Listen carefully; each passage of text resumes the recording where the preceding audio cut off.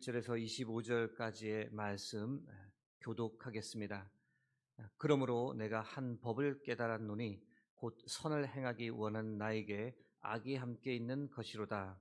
내 속사람으로는 하나님의 법을 즐거워하되 내 지체 속에서 한 다른 법이 내 마음의 법과 싸워 내 지체 속에 있는 죄의 법으로 나를 사로잡는 것을 보는도다.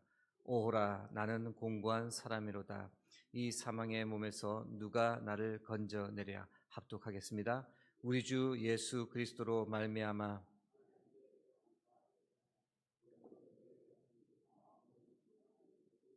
육신으로는 죄의 법을 섬기노라. 아멘.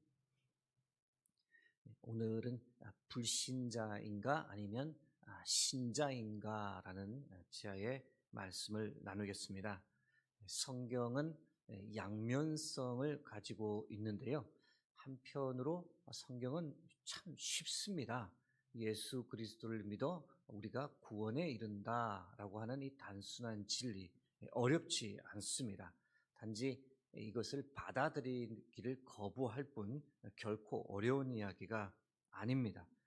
그런데 한편으로 성경은 쉽지 않습니다.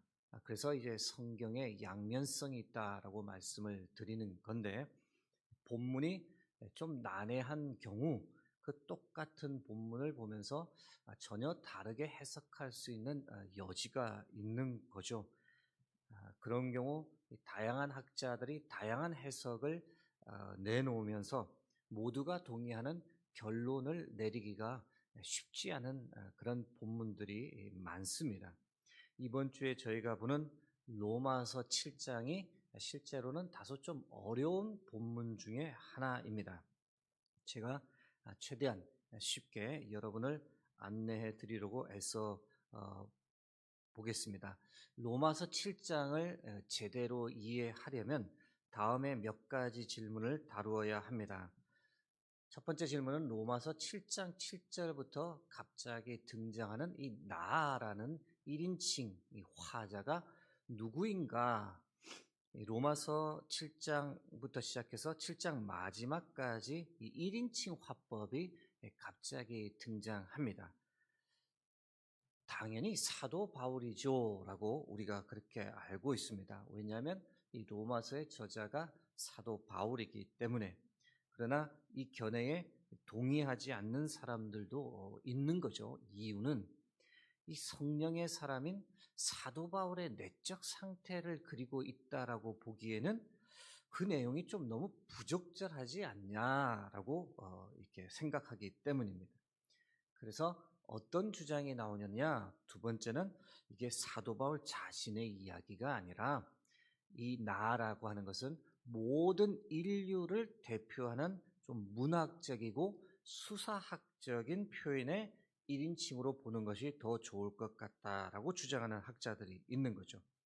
그래서 로마서 1장 18절에서 33장 20절까지 연결해서 보는 겁니다. 로마서 1장 18절에서 3장 20절에는 하나님의 진노와 심판을 받을 인류를 언급을 하는데, 이 로마서 7장의 나는 그 진노 아래에 있는 모든 인류의 죄악된 상태를 그리는 것으로 보는 것이 더 좋겠다, 이렇게 이제 주장을 하는 학자들도 있습니다. 어떤 사람들은 로마서 7장의 나는 이 사도 바울도 아니고 모든 인류도 아니고 이것은 유대인을 지칭하는 것으로 보는 것이 타당하다. 바울이 로마서 2장에서 유대인을 소환해서 말씀을 전하는데, 그때 그 2장과 연결해서 예수 그리스도를 믿기 전 유대인의 내적 상태를 묘사하는 것으로 보는 것이 더 좋겠다, 이렇게 말씀하는 학자도 있다는 겁니다. 또 다른 부류의 학자들은 이 나라는 것은 로마서 5장에 언급되어 있는 아담의 내적 상태를 그리는 것으로 보는 것이 더 타당하다. 그래서 아담을 대신해서 나라고 표현을 한다라고 이렇게 이야기도 하는 겁니다. 이런 이야기를 들으셨다고 해서 여러분들께서 기존에 아시는 대로 사도 바울의 내적 상태를 그러면 그리는 것이 아니야 라고 생각할 필요는 없습니다. 사도 바울의 내적 상태를 그리고 있다라고 보아도 무방합니다. 단지 이 본문이 우리가 존경하는 사도 바울의 내적 상태를 그리기에는 좀 타당하지 않다라고 학자들이 생각하면서 이런 다양한 이야기를 하기도 하는구나. 이 정도만 아시면 됩니다. 이 나가 누구인지에 관한 질문과 더불어서 그보다 더 논란이 되고 있는 질문은 이 로마서 7장의 나는 불신자인가 아니면 신자인가라고 하는 질문도 논란이 많이 됩니다. 첫 번째는 이거는 불신자로 보아야 하지 않겠냐라고 주장들을 합니다. 첫 번째는 그 이유는 먼저 앞서 보았던 6장의 내용과는 너무 대조를 이루기 때문입니다. 6장에서는 살펴보았듯이 우리는 죄에 대하여 죽은 존재다, 죄로부터 자유한 존재다라고 선포를 했는데 7장에 오니 이 나라는 존재는 여전히 죄에 꽁꽁 묶여있는 모습으로 그려지다 보니 이 7장의 나는 불신자, 예수 믿기 전의 상태를 말하는 것이 아니겠느냐. 그리고 또 다른 이유로는 로마서 7장 5절 말씀을 볼 때 불신자로 보는 것이 더 좋겠다라고 주장하기도 합니다. 로마서 7장 5절 말씀 보시면 우리가 육신에 있을 때는 율법으로 말미암는 죄의 종력이 우리 주체 중에 역사하여 우리로 사망을 위하여 열매를 맺게 하였더니, 여기 보시면 육신에 있을 때는 이라는 표현이 예수 믿기 전에는 이라고 해석을 하는 게 더 타당하다 보니 7장 이 후반절에 나오는 이 나라는 존재도 결국은 예수 믿기 전의 상태를 표현하고 있는 거야, 이렇게 주장하는 거죠. 7장 14절 말씀을 볼 때도 이거는 불신자의 상태야 라고 말을 합니다. 7장 14절은 우리가 율법은 신령한 줄 알거니와 나는 육신에 속하여 죄 아래에 팔렸도다. 아니, 죄 아래에 팔린 존재가 어떻게 신자일 수 있느냐. 죄 아래에 팔려가는 존재는 분명히 불신자, 예수 믿기 전의 상태를 지금 그리고 있는 것이다. 7장 25절 말씀의 마지막 결론도 불신자의 상태를 그리는 것이 아니냐라고 보는 거죠. 7장 25절은 우리 주 예수 그리스도로 말미암아 하나님께 감사하리로다. 그런즉 내 자신이 마음으로는 하나님의 법을, 육신으로는 죄의 법을 섬기노라. 앞부분은 좋아 보이죠. 우리 주 예수 그리스도로 말미암아 하나님께 감사하리로다. 그런데 맨 마지막 결론이 뭐냐면 육신으로는 죄의 법을 섬긴다. 아니, 신자가 어떻게 죄의 법을 섬긴다라고 결론을 낼 수 있는 부분인가? 육신으로 죄의 법을 섬기는 존재, 이거 예수 그리스도를 믿기 전이다, 불신자다. 다른 이유로는 8장과 비교해보니 7장이 너무 차이가 난다라는 겁니다. 7장에는 이번 주에 보시고 계시지만 성령에 대한 언급이 하나도 없습니다.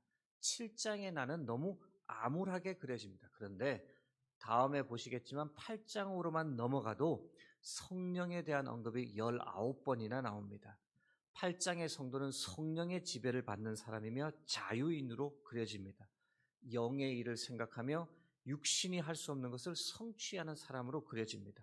그러니 이 7장과 8장을 비교해 볼 때 7장은 예수 믿기 전에 불신자의 모습을, 8장은 예수 믿은 후 성령의 은혜 가운데 사는 신자를 그리는 것이다 라고 이렇게 주장하면서 7장은 불신자의 내적 상태를 그린다고 보는 것이 더 타당하다, 이렇게 주장하는 거죠.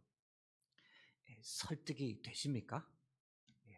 근데 지금 바로 이어서 또 로마서 7장 14절에서 25절에 나는 신자로 보는 것이 더 맞다라고 주장하는 학자도 있다는 겁니다.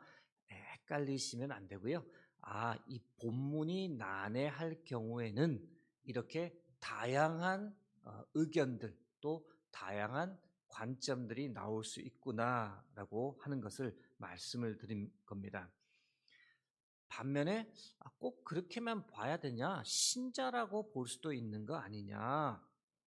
비록 앞부분 7장 7절에서 13절은 불신자를 가리키는 것이라고 할 수 있으나 7장 14절에서 25절은 신자의 삶을 묘사하는 것으로 봐도 좋다라고 주장하는 학자들이 있습니다. 그렇게 보는 이유도 또 다양합니다. 먼저 7장 7절에서 13절에서는 과거 시제로 9번 사용되고 있지만 7장 14절에서 25절에서는 현재 동사로 26번이 사용되고 있습니다. 이 점으로 미루어 적어도 7장 14절부터 25절은 바울의 현재 상태를 서술하는 것으로 보는 것이 더 맞다라고 보는 거죠. 또 7장 22절의 말씀에서 이거는 신자라고 보는 것이 더 맞다라고 주장합니다. 7장 22절의 말씀 보겠습니다. 내 속사람으로는 하나님의 법을 즐거워하되, 아니 하나님의 법을 즐거워할 수 있는 존재가 불신자이겠습니까? 신자이겠습니까? 이거는 신자의 모습 아니겠느냐? 7장 18절 말씀에도 이거는 신자로 볼 수 있다라고 봅니다. 7장 18절 말씀입니다. 내 속 곧 내 육신에 선한 것이 거하지 아니하는 줄을 아노니 원함은 내게 있으나 선을 행하는 것은 없노라. 선을 행하는 모습은 부족하지만 선을 행하기 원하는 마음이 간절하다는 것, 이런 원함은 불신자에게서 볼 수 있는 것이 아니다. 하나님의 법을 알고 그것을 행하고자 하는 간절함이 있는 것을 근거로 볼 때는 이거는 신자의 모습을 보여주는 것이다 라고 주장합니다. 7장 25절 말씀을 볼 때도 신자로 보는 것이 또 타당하다라고 주장합니다.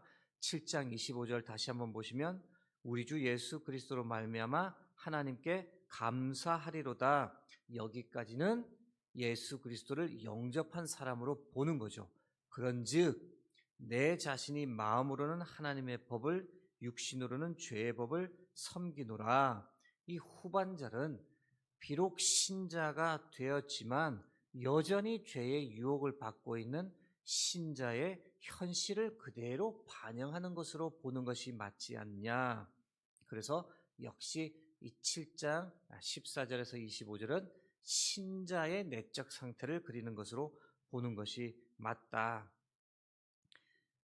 같은 맥락에서 이 7장 14절에서 25절의 갈등은 신자가 겪는 이 삶의 이중성을 그대로 그리고 있다.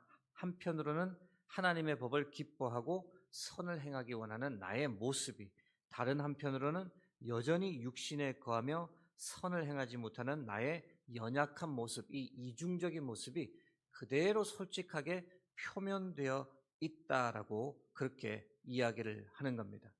마지막으로 갈라디아서 5장 16절 18절 말씀과 비교해 볼 때도 이 내용은 신자의 내적 갈등을 보여주는 것이다라고 볼 수도 있다고 합니다. 갈라디아서 5장 16절에서 18절 말씀입니다.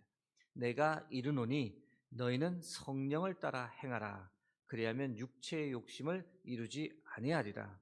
육체의 소욕은 성령을 거스르고 성령은 육체를 거스르나니 이 둘이 서로 대적함으로 너희가 원하는 것을 하지 못하게 하려 함이니라.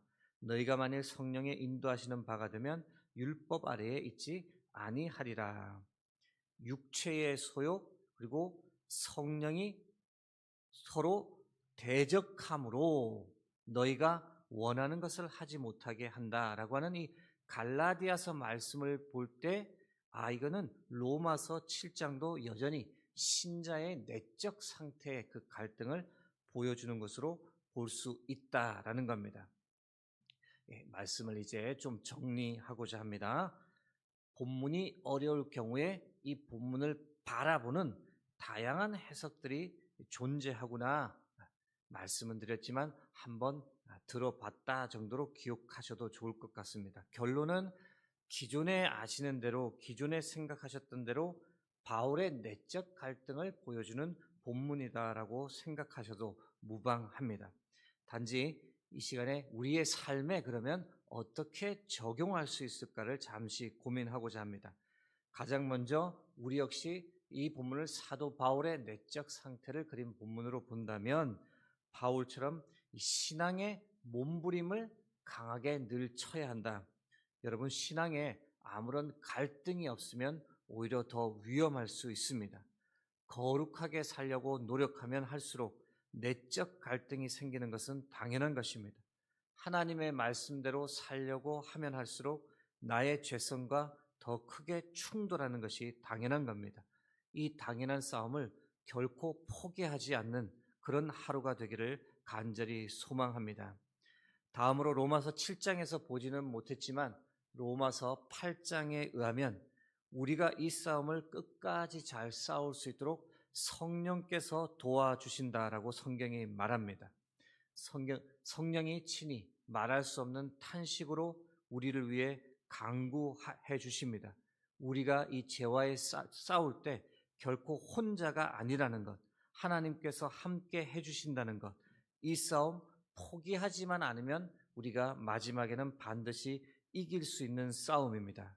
그러므로 오늘도 하나님의 영으로 인도함을 받고 우리 몸의 행실을 죽이고 하나님을 기쁘시게 하는 삶을 살아가는 저와 여러분이 되길 주의 이름으로 축복합니다. 함께 기도하겠습니다.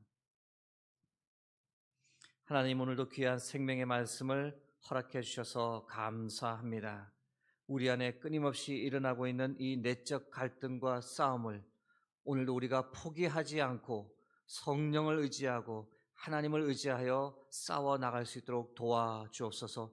오늘도 하나님의 영으로 인도함을 받게 하시고 우리 몸의 행실을 죽일 수 있도록 은혜를 더하여 주셔서 하나님께서 기뻐하시는 삶을 오늘도 살아갈 수 있는 우리 모든 복된 성도님들 될 수 있도록 함께하여 주옵소서. 감사드립니다. 우리의 모든 것 되시는 예수 그리스도의 이름으로 기도드립니다. 아멘.